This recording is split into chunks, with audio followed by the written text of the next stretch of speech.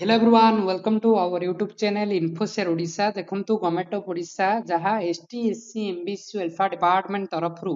समस्त भेरिफिकेशन जहाँ post matric scholarship रो समस्त भेरिफिकेशन एकेडमिक ईयर 2025-26 रे शेष होई गलानी already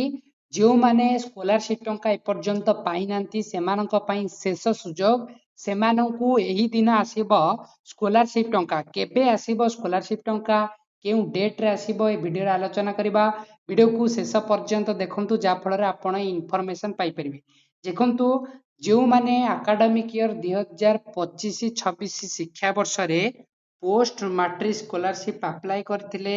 सेमानकर date sanction and approval date already सरीबाकू बसिलानी देखंतु ऑलरेडी सरी गलानी जहा थिला मे 31 तारिख दिन 2026 रे सैंक्शन एंड अप्रूवल डेट थिला पोस्ट मैट्रिक स्कॉलरशिप रो जो माने एकेडमिक ईयर 25-26 शिक्षा वर्ष रे अप्लाई करथिले सेमानक पई एटा लास्ट डेट एक्सटेंडेड हेतिला ओ सेमाने मध्य अप्लाई करथिले किंबा रीअप्लाई करथिले ओ टोटली आदौ जो माने स्कॉलरशिप पाई नांती सेकंड फेज को जो माने वेट करचंती तांकर ओटे डेट आसीबो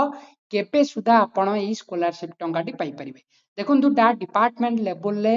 वेरिफिकेशन प्रोसेस थिला ता ओवरऑली कंप्लीटेड होई गलानी ओवरऑली प्राय कंप्लीट होई गलानी जहा डेट थिला से डेट हिसाब रे आपणकर एप्लीकेशन वेरीफाई होई गलानी देखंतु प्राय पिलांकर एबे स्टेटस रे परिवर्तन घटिची प्राय पिला जे माने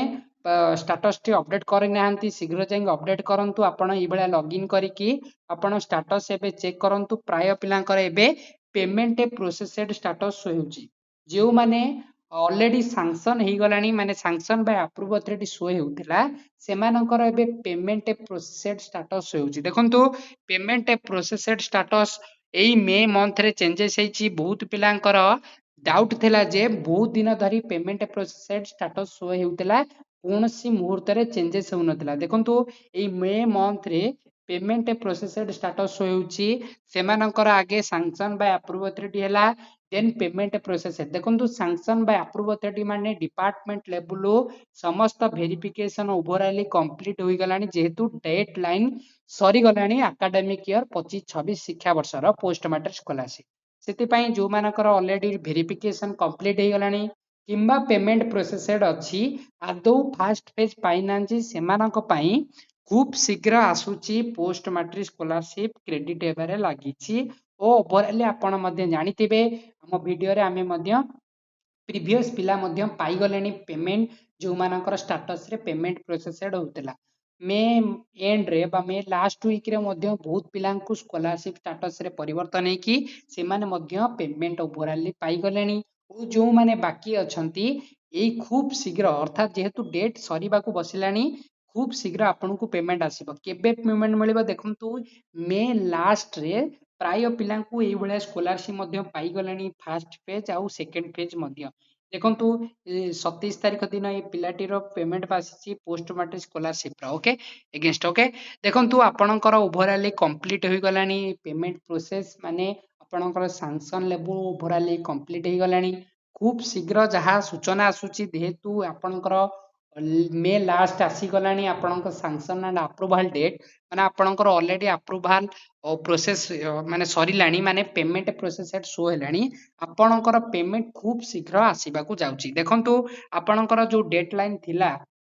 इटा रहितला प्रोसेस किभली आपनको पेमेंट मिलिबो द टाइम इटा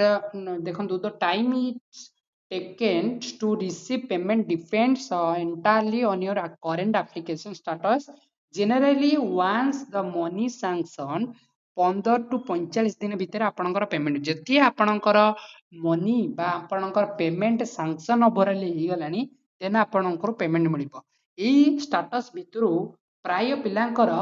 एबे स्टेटस कोन से होची दुईटी स्टेटस होउची प्रथम होती सैंक्शन बाय अप्रूव अथॉरिटी आ गोटे होची पेमेंट प्रोसेस देखंतु जो मानकर सैंक्शन बाय अप्रूव अथॉरिटी होउची ता परवर्ती मुहूर्त रे कोन स्टेटस शो होबा ना पेमेंट प्रोसेसड कारण सैंक्शन बाय अप्रूव अथॉरिटी होची डिपार्टमेंट लेवल ले समस्त वेरिफिकेशन कंप्लीट हेची ओके देखंतु जो मानकर पेमेंट प्रोसेसड बहुत दिन धरी बा 1 मंथ एबव शो हेउची से मानकर पेमेंट ऑलरेडी मिलिबा आरंभ हो गलानी जदि आपण कैटेगरी वाइज जेहेतु post matric scholarship category wise मिलता है प्रथम ST SC OBC SCBC BC ये भाया कैटेगरी वाइज पेमेंट मिले तेणुक आपन कैटेगरी वाइज जदि पेमेंट मिले ताला आपन को विदिन टाइम वर्क भितर आपन को यही पेमेंट मिल जिवो जेहेतु टाइम लाइन खूब शीघ्र सरी गलानी एटी जो 2 to 7 वर्किंग डेज मीन्स आपन को यही जून भितर ही मिल जिवो माने आपनकर जेहेतु वेरिफिकेशन डेट कंप्लीट होई गलानी आपन को जून फर्स्ट वीक भितर समस्त को फास्ट फेज टंका मिल जिवो फास्ट वीक भितर समस्त को first phase post matric scholarship रो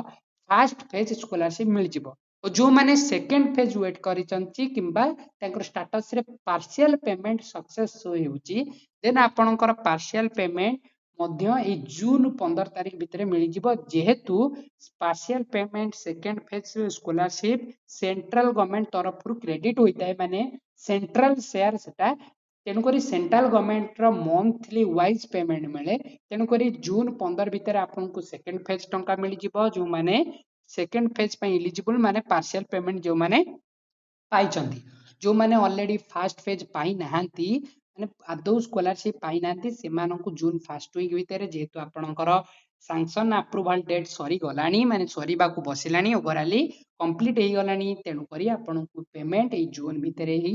मिल जिवो जहा इंफॉर्मेशन आसुची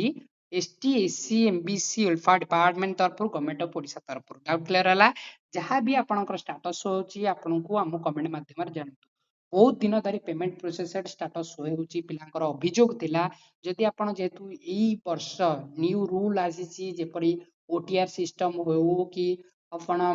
ओबीसी एससीबीसी जो देइतिबे 50% मार्क दरकार ए बेले एलिजिबल जोगु ए बेले प्रॉब्लम सिचुएशन फेस आसुची तेनु करे आपण जून फर्स्ट वीक भितर ही ओवरऑली समस्तंकर पेमेंट पॉलिसी आसीबो डिपार्टमेंट लेवल ओके जो मानकर रिवोटेड हेतिला से माने मध्य रीअप्लाई बटन शो हेउची रीअप्लाई करि दियंतो और जो मानेकर जर एलिजिबल फुलफिल करू नाहंती से माने आ आदौ स्कॉलरशिप अप्लाई करंतु नाही कारण आपण